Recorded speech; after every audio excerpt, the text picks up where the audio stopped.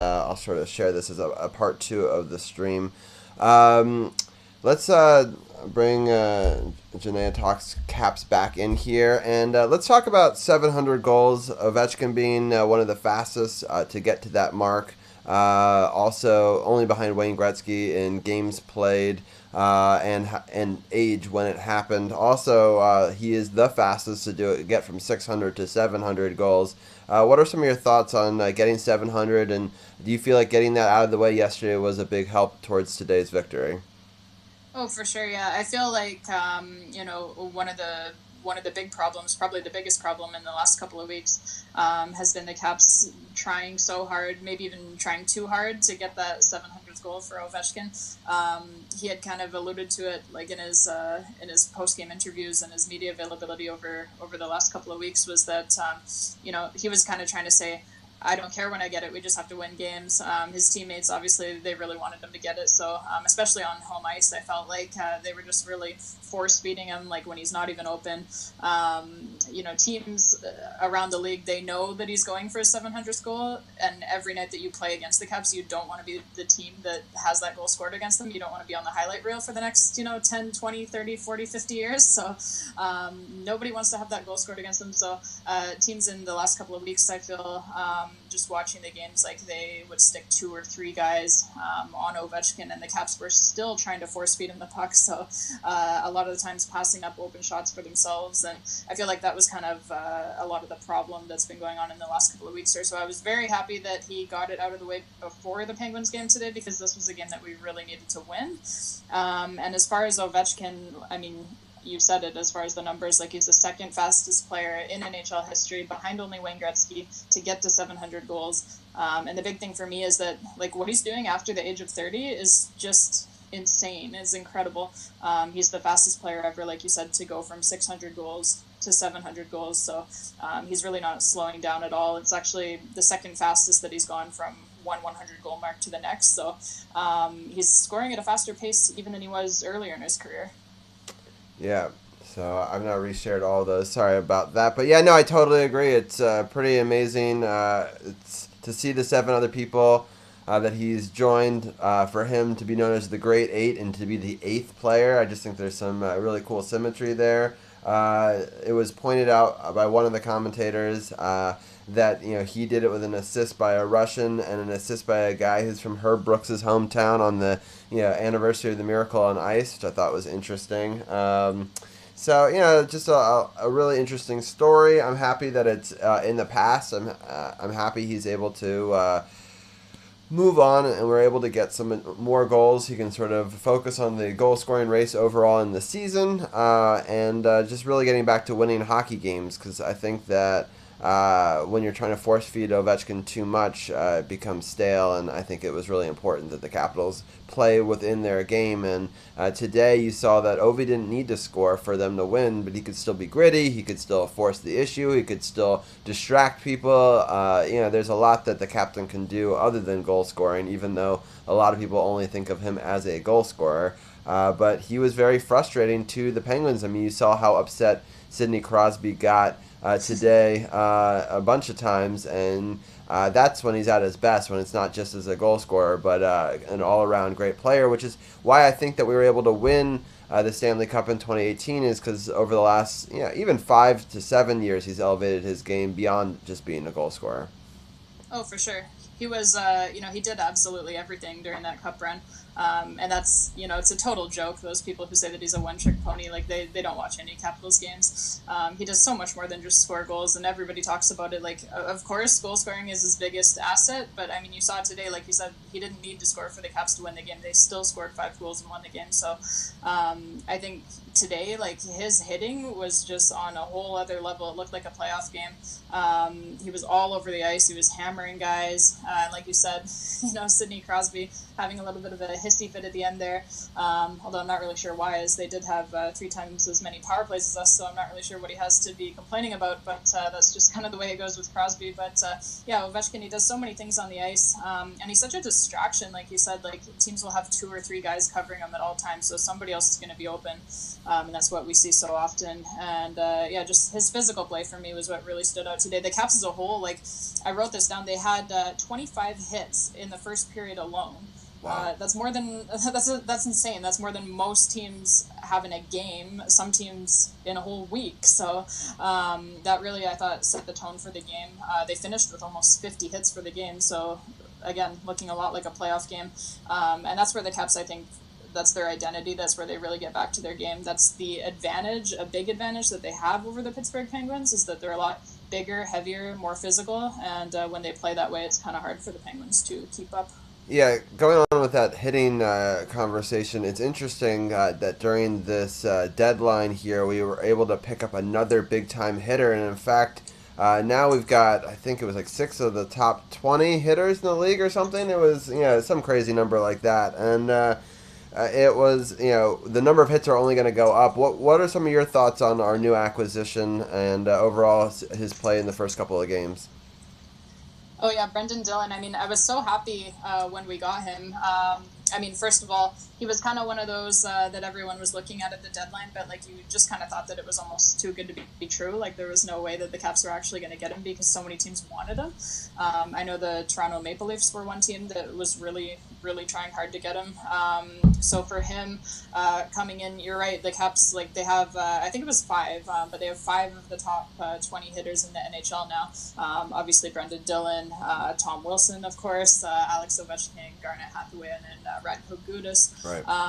So like I was just talking about that earlier today. Like when you look at the guys that obviously we got knocked out in the first round last year, although it was an overtime on kind of a fluky goal, but the guys that they've added in between when we got eliminated in the first round to right now.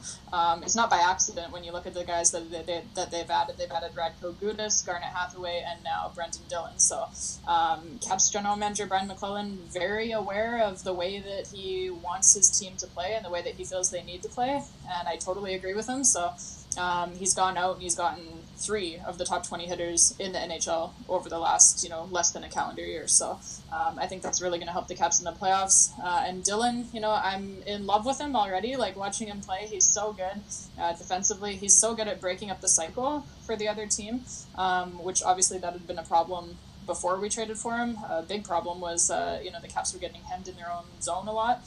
So he's really good that way. He breaks up the cycle. He gets the puck out quickly. He breaks it out quickly and effectively.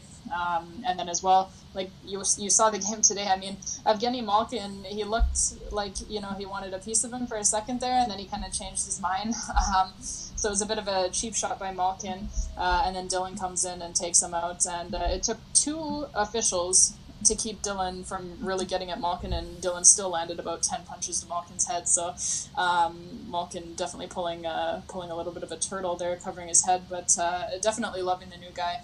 And yeah, I think he's really going to help us going forward, playing on that top pair with John Carlson, because we need somebody back there who can be a little bit more stable than what we've had so far this season. I agree. Yeah, and it gives Jensen an opportunity. I actually like Jensen, but I think I like him more with limited minutes. So I think putting him in the bottom 4 is better than trying to give him top 2 minutes, so to speak. So I think I like what it is, and I think with Dillon, time will help him sort of acclimate to this team. I think in the first game there was moments where he seemed a little lost because he doesn't truly understand the team defense, and there's lots of little details that are different with each system. So I think that it was really great to kind of see him started to get his game a little bit better today, and I love the physicality and sort of the trust in his fellow players, and standing up for teammates and things like that. Stuff that you like to see. Reminded me a little bit of John Erskine back in the day. I'm happy to see a player like that added to the team, and just adding over to our Team D overall depth. I think some people are thinking that we need to move Jensen or move other players, but the reality is when it comes to playoff time, having an additional defensive player is very important. And so I don't necessarily know if we need to make another move. I know there was talk of maybe a Jensen for a Mike Green.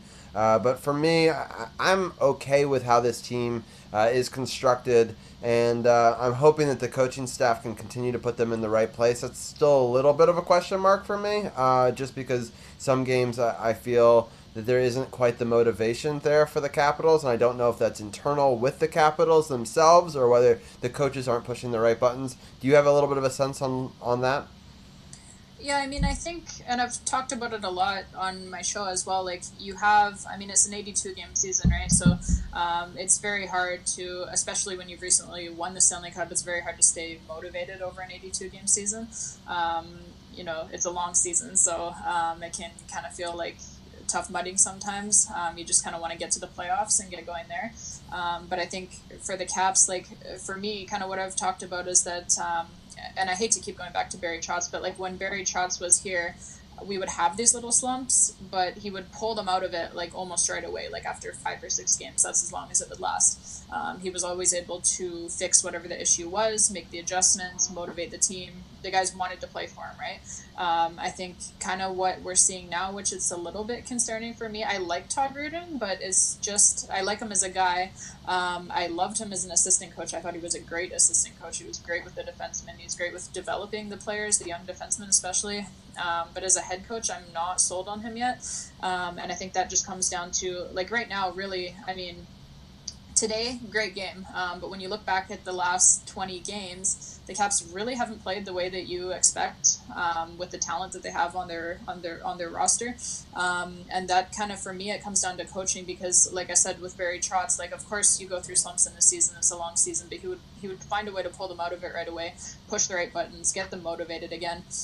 With Todd Reardon right now, this slump is going on 20 games. Like, it's pushed 20 games. When you look back over the last 20 games coming into today, what were we? We were like 10-10, I think, 10 wins, 10 losses. So 500 record, not what you want to see from a team with, an Alex Ovechkin and Nicholas Backstrom, Evgeny Kuznetsov, TJ Oshie. Like, these guys should be playing a lot better than they are. And I think for me, just watching the games, it's pretty evident that the right buttons are not being pushed because they do just look so lackadaisical on so many nights. Yeah, for sure. I'm looking at the Metropolitan Division as a whole. We've got about a quarter of the season left, and I tend to try to break it down into quarters because that's kind of how you have to look at it because there's so many games as you were just talking about. Philadelphia is really on the rise. They have now 77 points. They're only 5 points back with 20 games left. Washington, with the win today, gets back in the first place with 82 points, but they've played one more game than Pittsburgh, so it's still pretty close right there at the top. Then the Islanders are at 74, tied with Carolina and Columbus. What a great story that was with Carolina bringing in an emergency goaltender and getting the win against Toronto, which is pretty. That's got to be pretty crazy up in Canada. I watched Steve Dangle's video this morning, and he was. I mean, I've seen Steve Dangle be very upset before, but that may have been the most upset I've ever seen him. It's definitely some interesting, very close hockey. And then even the Rangers have 70. So the difference between the second to last team and the first place team right now is only 12 points with 20 games left. It's all pretty close in the Metro. What are some of your thoughts on the Metropolitan Division? Yeah, I mean, it's pretty much anybody's division right now. Obviously, the Capitals and the Penguins are the two front runners, but Philly, like you said, they've really been coming up. I mean, we've been talking a lot about the Caps struggles, but the Penguins now have lost 3 straight games in regulation as well. They were blown out by Toronto, who's not a very good team. Shut out by Toronto, actually, which we've all seen Toronto's defense and the way that they play. You should never be shut out by the Toronto Maple Leafs. Right. And then they got blown out again by the Buffalo Sabres, and then obviously lost in regulation again today to us. So they're maybe not playing their best hockey right now as well, and Philly's just been coming and coming and coming. And I think really, like, there's going to be 5 teams from the Metropolitan Division that make the playoffs. It's definitely by far the strongest division, top to bottom. There's, probably, like you said, there's 6-7 teams that could still make it. Obviously, you have the top 3 spots and then the 2 wild cards as well, so there's a lot of teams fighting for those spots. It's going to be really interesting to see how it all shakes out and what happens. I don't know, if you have a thought on whether you'd rather win the division and have home ice versus, like, starting on the road. I'm kind of okay either way. The way that the Caps have played on the road this season, they've been so good. They've been better on the road than they have been at home, so I don't think that that's necessarily something that would be bad for us. But of course, you always want to try to win the division just for the bragging rights. But it's anybody's game right now. I don't know if do you have any thoughts as far as who you'd want to see in the first round, or? Yeah, well, I mean, I always get worried because being sometimes the first place team means you're playing whoever won that really tough wild card spot. As we saw last year with Carolina, some of those teams that are just barely, playing playoff hockey for the last month or two, going into it and have a hot goaltender or a hot, scorer or whatever it takes to get that final spot. It's difficult to play them. So my theory is I wouldn't mind losing the conference but winning the division. I'm okay if a Boston were to take the top in the East or take the President's Trophy, which is kind of a curse in some ways. At least for a lot of teams, I know that some teams have won it with it, but. I don't want to touch that at all. Yeah, it's kind of rare. Yeah, I got to see it in person once, and that was cool. And that's about this the total that I saw it against Montreal too, and they right before Game 5, and I remember leaving that stadium so disgusted and knowing they were going to come back in that series. And that's exactly what they did in 2010, 10 years ago, which is crazy. I'm okay with not getting that. As who I'd like to see, I mean. I'd obviously like to see a team with not too much speed. I'd like to see another physical team so that way we can out-physical them. A team with a ton of speed could be a little dangerous in the sense that, we're more of a physical-based team. It's really hard to say because, any team that's sort of at that bottom there has, gritty, and hockey's a weird sport where there's just so many upsets. I mean, last season... almost everyone seemed to get upset from the top 2 seeds, in all the divisions. So, there's never an easy out. So it's hard for me to be like, there's a single team that I definitely want to play. Obviously, in some ways, I kind of want to play Carolina again to get revenge because I think that we'd get up for that. Also, Columbus in some ways. I know that they did win a series last year, but their historical averages in the playoffs are pretty bad. That 1 for what, 200? right, exactly. So that usually bodes well for us, because you could argue they were due, but now maybe they would regress back to the mean. So that's true, and also the Islanders, we played them well in the playoffs before, but there's advantages in playing Philadelphia because I think that they're a physical team and we could get under their skin a little bit. I definitely do not want to play Pittsburgh at all, if ideally, but I want to save that for as late as we possibly could. So those are some of my thoughts on some of the divisional rivals, but again, the playoffs are such a weird animal. It's anybody's game, and you just got to hope that Holtby gets right back on track. And I thought this game was great for us people that support Holtby and the people that are the detractors saying it's been all his fault, even though you and I talked last time about how many giveaways they give up in front of Holtby versus Sam. It's not quite apples to apples. People are like, oh, he's got a better goals against and blah, blah, blah. But the coaching staff also picks and chooses which games Sam starts in, and Holtby's still getting a bulk of the load, which I'm happy about. I think the best way to get out of a slump is to keep playing him and to keep telling him you're our guy, not to say, hey, let's give up on it, go to this other guy and hope that Holtby will be there in the playoffs if we need him. Although in 2018 that seemed to work out for us. So I don't know what any of your thoughts are on any of that. Well, on Holtby, it's pretty clear he's turned a corner now over these last 5 or 6 games or so over the last few weeks here. And there's, I think, a reason why Todd Reardon keeps starting him now. Like, he was kind of going back and forth and back and forth and back and forth for a number of weeks there. And Holtby's taken the net back. Like, he's playing really well. Obviously, you and I have talked about it as far as the discrepancy in the number of giveaways that have been given up in front of Holtby versus in front of Samsonov, like you alluded to, and then as well the quality of the competition. Like, you see Samsonov gets the starts against New Jersey, for example. Holtby gets the Pittsburgh Penguins, so it's kind of been that way all season long, and on the second day of a back-to-back, no less. But in recent weeks, he's really been up for the challenge, and I think there's a reason why Todd Reardon keeps starting him over and over and over again now. He's letting him know, you're our guy, you're playing well again, let's go get this, right? He had, I think, like a .933 save percentage over the last 5 games coming into today. He was huge again today. Like, he made a number of fantastic stops. Penguins could have had a lot more goals probably on the board there. So he's playing really well, I think. And for me, not just like the numbers, like he's been letting in fewer goals and whatnot, but just the way that he looks in the net, he looks a lot more confident. He's a lot more calm and controlled than he had been in maybe the last month and a half or so. He looks like he's got his confidence back, I guess is what I'm saying. He's controlling rebounds a lot better, and just, he doesn't look like anything can fluster him right now. Yeah, for sure. It's interesting because his confidence is back, and with that, I think brings confidence with the players in front of him. I think there was a time in some ways that there was a lack of confidence in Holtby, and that's why some of those turnovers were happening, and then people were blaming Holtby for that. But the reality is they got to play as a team, and they got to believe in each other, and pull on the rope, sort of, as the old adage goes, and they got to pull on it the same way, and.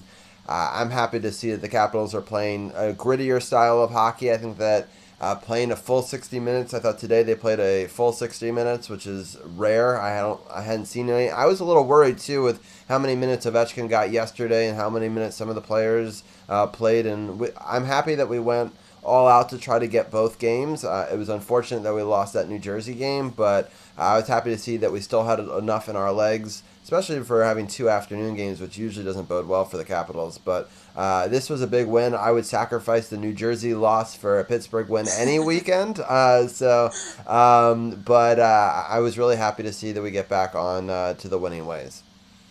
For sure, yeah, and I totally agree. I would lose 5 games in a row just to beat the Penguins any day. So, yeah, it was definitely a good win today, and I mean, a number of guys just looked like a lot more.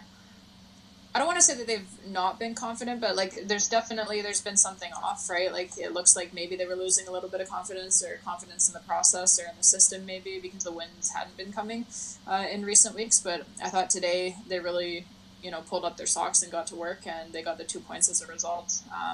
Vrana, like you mentioned, so good to see him score today. He really needed a goal, and he really deserved one. He's been, I think, playing really well. He's had a number of chances, hit a number of posts, crossbars, and his goal today, like it was just a perfect, basically, example of what he can do. He just turns on the jets and blows past 2 Penguins defenders, and that's how he gets the goal. So hopefully, I'm hoping for him that goal will kind of get his confidence back as well and get him going again, because when he's going, it just adds a whole other dimension to the Capitals offense.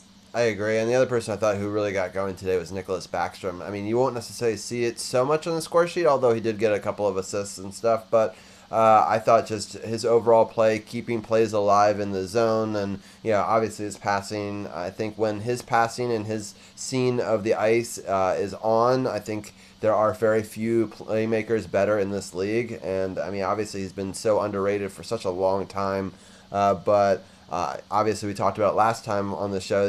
Re-signing him we thought was very important for our future. But I thought today he played a fantastic game. And he's so good defensively. Like, that's what a lot of people didn't realize for a lot of years. Caps fans obviously always knew that was the case, but I think now broadcasters kind of around the league, like, they've all come around and they all know who he is and how good he is, and he gets more credit now than he did back in the day. But he's been so good for so long. He's so good defensively. So many takeaways, breaking up plays for the other team in our zone, and he's the guy that, like, you play him against Sidney Crosby, right? Like, he's the one who's going to shut down Sidney Crosby. He did such a good job on him in the playoffs a couple of years back. Unfortunately, the Penguins still won the series, but I mean, Crosby had, he had like 2 assists in 6 or 7 games, so he really did absolutely nothing with Nicholas Backstrom on him and shadowing him.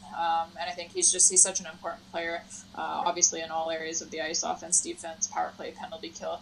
And really you can see, like, when he's going, it just it gives a lot of confidence to the group, because they know, like, and all of the Capitals forwards today as well, not just Backstrom, but I thought a big difference today on the defensive side was, like, we've been hanging we all want to talk about the defense, and yes, they've been very bad, but our defensemen have really been being hung out to dry a lot as well by the forwards. Like, the forwards haven't been coming back. They haven't been playing hard enough on D. Nobody's been back checking. Nobody's been helping out. Nobody's been covering for the last couple of weeks now. And I thought that was a really big difference today. And it made the difference in the game was that all of the forwards were back. They were all back on defense. They were all helping out. And we were playing as a 5-man unit rather than as 3 forwards and 2 defensemen.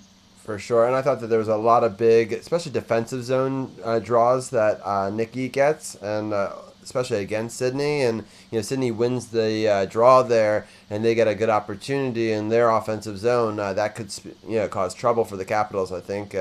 there was two that I could think of off the top of my head that were really key, and a couple, as you were talking about, poking some pucks away, especially when on defense to try to just break up the momentum. And because they're a hard charging team, and they like to try to get movement towards the net and sort of just even break up the momentum a little bit and just sort of put them off kilter just the slightest bit can make a huge difference defensively. And I thought that Nick was one of the best at doing that.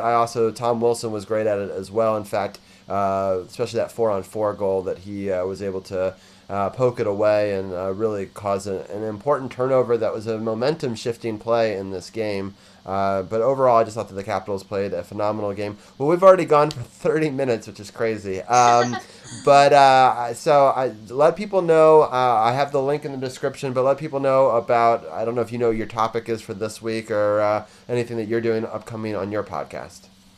I just posted one actually regarding the trade deadline. So it's a trade deadline preview. Just looking at, obviously the one move that the Caps have already made for Brendan Dillon. And then just kind of, there's a lot of speculation going around right now surrounding the Caps from a number of sources around the league. So just kind of looking at what they might do. I don't think that they're going to be done yet. I think McClellan is going to try to do more. I said it on my podcast, but I don't think he's going to, go overboard. He's not going to do anything stupid. But if there's a trade that makes sense for the Caps, I think he's going to pursue it.